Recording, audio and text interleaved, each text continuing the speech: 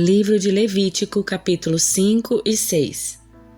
Se alguém for chamado para testemunhar a respeito de algo que tenha visto ou que seja do seu conhecimento, mas se recusar a fazê-lo, comete pecado e deverá ser castigado por causa do seu pecado.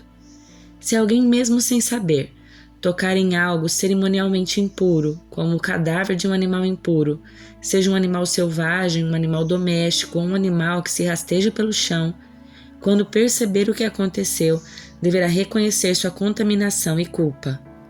Se alguém, mesmo sem saber, tocar em algo que o torne impuro, quando perceber o que aconteceu, deverá reconhecer sua culpa. Se alguém, mesmo sem saber, fizer um voto impensado de qualquer tipo para o bem ou para o mal, quando perceber a imprudência do voto, deverá reconhecer sua culpa. Quando alguém perceber sua culpa em qualquer um desses casos, deverá confessar seu pecado. Como castigo pelo pecado, trará ao Senhor uma ovelha ou uma cabra do rebanho.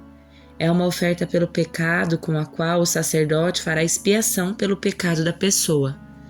Se a pessoa não tiver recursos para ofertar uma ovelha, trará ao Senhor 2 rolinhas ou 2 pombinhos como castigo pelo pecado. Uma das aves será para a oferta pelo pecado e a outra para o holocausto. Ela as entregará ao sacerdote, que apresentará a primeira ave como oferta pelo pecado. Ele torcerá o pescoço da ave, mas não arrancará a cabeça. Em seguida, aspergirá os lados do altar com um pouco do sangue da oferta pelo pecado e deixará o sangue restante escorrer para a base do altar. É uma oferta pelo pecado. Depois disso, o sacerdote preparará a segunda ave como holocausto de acordo com a forma prescrita. Desse modo, o sacerdote fará expiação pelo pecado da pessoa e ela será perdoada. Se a pessoa não tiver condições de oferecer sequer 2 rolinhas ou 2 pombinhos, trará 2 litros de farinha da melhor qualidade como oferta pelo pecado. Uma vez que é uma oferta pelo pecado, não misturará azeite com farinha, nem acrescentará incenso. Trará a farinha ao sacerdote, que pegará um punhado como porção memorial e queimará a porção no altar. Sobre as ofertas especiais apresentadas ao Senhor, é uma oferta pelo pecado. Desse modo, o sacerdote fará expiação por aqueles que forem culpados de algum desses pecados, e eles serão perdoados. O restante da farinha será do sacerdote, como se faz com a oferta de cereal. O Senhor disse a Moisés: se alguém cometer um delito religioso, violando mesmo sem intenção algum mandamento sobre as coisas consagradas ao Senhor, deverá trazer ao Senhor uma oferta pela culpa. A oferta será um carneiro sem defeito do seu próprio rebanho, calculado em prata de acordo com o ciclo do santuário. A pessoa pagará uma indenização referente ao delito religioso que cometeu, com um acréscimo de 1/5 do valor. Quando entregar o pagamento ao sacerdote, ele fará expiação pela pessoa com o carneiro sacrificado como oferta pela culpa e ela será perdoada. Se alguém pecar quebrando algum dos mandamentos do Senhor, mesmo que não tenha consciência do que fez, é culpado e será castigado por causa do seu pecado. Como oferta pela culpa, trará ao sacerdote um carneiro sem defeito do próprio rebanho, devidamente avaliado. Desse modo, o sacerdote fará expiação pelo pecado não intencional que a pessoa cometeu, e ela será perdoada. Essa é uma oferta pela culpa, pois a pessoa certamente se tornou culpada diante do Senhor. Então o Senhor disse a Moisés: quando alguém pecar enganando seu próximo, também estará cometendo um delito contra o Senhor. Se esse alguém for desonesto num negócio que envolve depósito como garantia, ou roubar ou praticar extorsão, ou encontrar um objeto e negar que o encontrou, ou mentir depois de jurar dizer a verdade a respeito desse pecado ou alguma prática semelhante, será culpado pelo pecado que cometeu. Devolverá o que roubou ou o valor que extorquiu ou o depósito feito como garantia ou o objeto perdido que encontrou, ou qualquer coisa que tenha obtido com juramento falso. Fará restituição pagando à pessoa prejudicada o total com um acréscimo de 1/5 do valor. No mesmo dia, apresentará uma oferta pela culpa. Como oferta pela culpa para o Senhor, trará ao sacerdote um carneiro sem defeito do próprio rebanho, devidamente avaliado. Desse modo, o sacerdote fará expiação pela pessoa diante do Senhor e ela será perdoada de qualquer desses pecados que tenha cometido. Então o Senhor disse a Moisés: dê a Arão e seus filhos as seguintes instruções para os holocaustos. Os holocaustos serão deixados sobre o altar até a manhã seguinte, e o fogo sobre o altar será mantido aceso a noite toda. Pela manhã, depois que o sacerdote de serviço tiver vestido suas roupas oficiais de linho e as roupas de baixo também de linho, limpará as cinzas do holocausto e colocará ao lado do altar. Em seguida, removerá as roupas de linho, vestirá suas roupas habituais e levará as cinzas para fora do acampamento até um lugar cerimonialmente puro. Enquanto isso, o fogo do altar será mantido aceso, nunca deverá se apagar. A cada manhã, o sacerdote acrescentará mais lenhas ao fogo, arrumará sobre ele o holocausto e queimará nele a gordura da oferta de paz.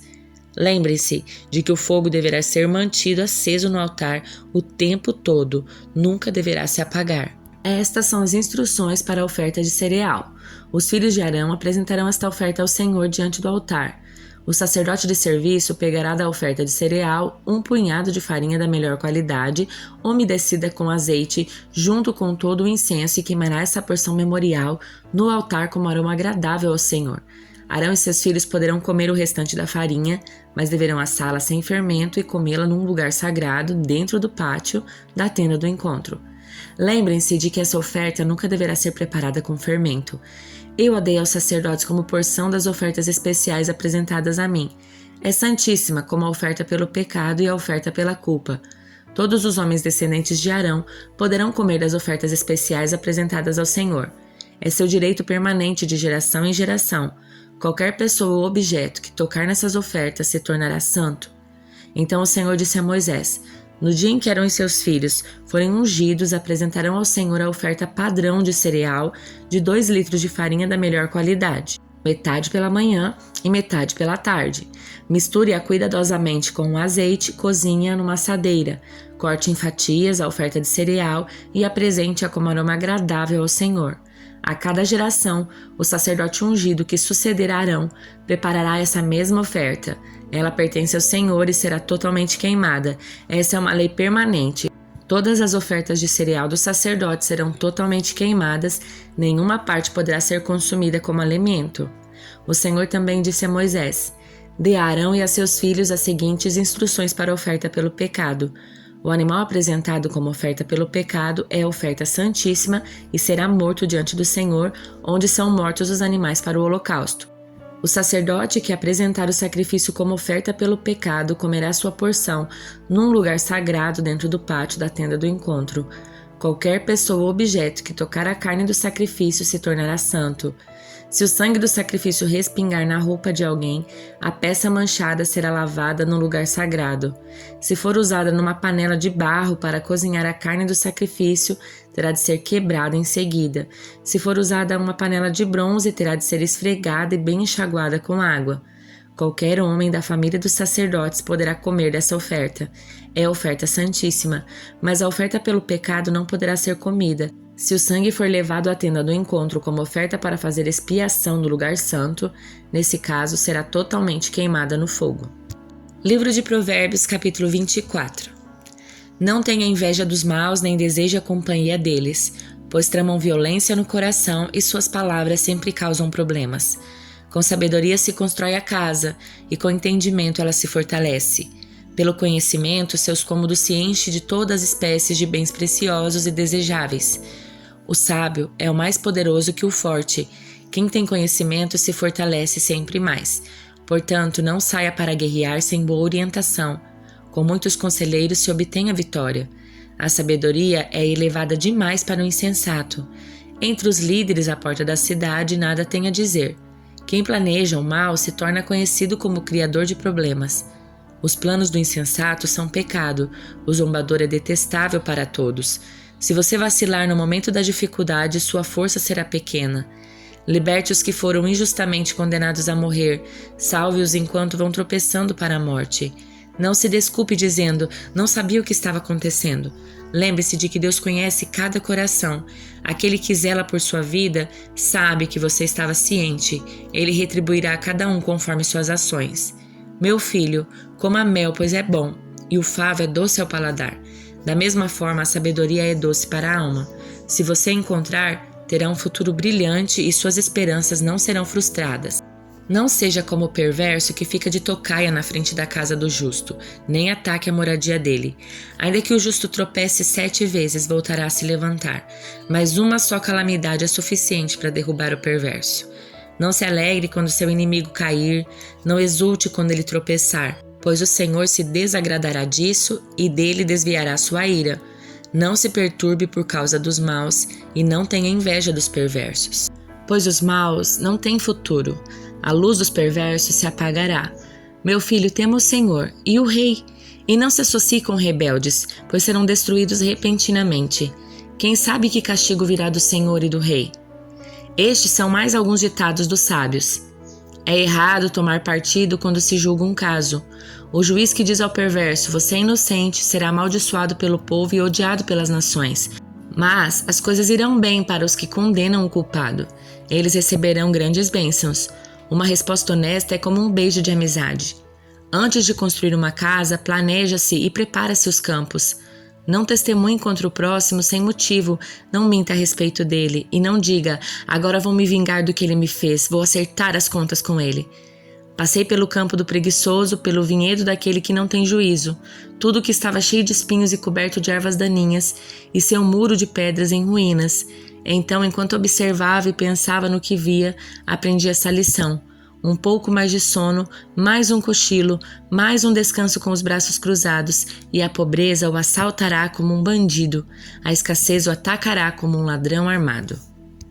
Evangelho de Lucas, capítulo 4. Jesus, cheio do Espírito Santo, voltou do Rio Jordão e foi conduzido pelo Espírito no deserto, onde foi tentado pelo diabo durante 40 dias. Não comeu nada durante todo esse tempo e teve fome. Então o diabo lhe disse, se você é filho de Deus, ordene que esta pedra se transforme em pão. Jesus, porém, respondeu, as Escrituras dizem, uma pessoa não vive só de pão. Então o diabo o levou a um lugar alto e num momento lhe mostrou todos os reinos do mundo. Eu lhe darei a glória desses reinos e a autoridade sobre eles, pois são meus, e posso dá-los a quem eu quiser, disse o diabo. Eu lhe darei tudo se me adorar. Jesus respondeu, as Escrituras dizem, adore ao Senhor o seu Deus e sirva somente a Ele. Então o diabo o levou a Jerusalém até o ponto mais alto do templo e disse, se você é o Filho de Deus, salte daqui, pois as Escrituras dizem, Ele ordenará aos seus anjos que o protejam. Eles o sustentarão com as mãos para que não machuque o pé em alguma pedra. Jesus respondeu, as Escrituras dizem, não ponha à prova o Senhor seu Deus. Quando o diabo terminou de tentar Jesus, deixou-o até que surgisse outra oportunidade. Então, Jesus, cheio do Espírito, voltou para a Galileia. Relatos a seu respeito se espalharam rapidamente por toda a região. Ele ensinava nas sinagogas a todos e eles o elogiavam. Quando Jesus chegou a Nazaré, cidade da sua infância, foi à sinagoga no sábado, como de costume, e se levantou para ler as Escrituras. Entregaram-lhe o livro do profeta Isaías e ele abriu e encontrou o lugar onde estava escrito: O Espírito do Senhor está sobre mim, pois ele me ungiu para trazer as boas novas aos pobres. Ele me enviou para anunciar que os cativos serão soltos, os cegos verão, os oprimidos serão libertos, e que é chegado o tempo do favor do Senhor. Jesus fechou o livro, devolveu o assistente e sentou-se.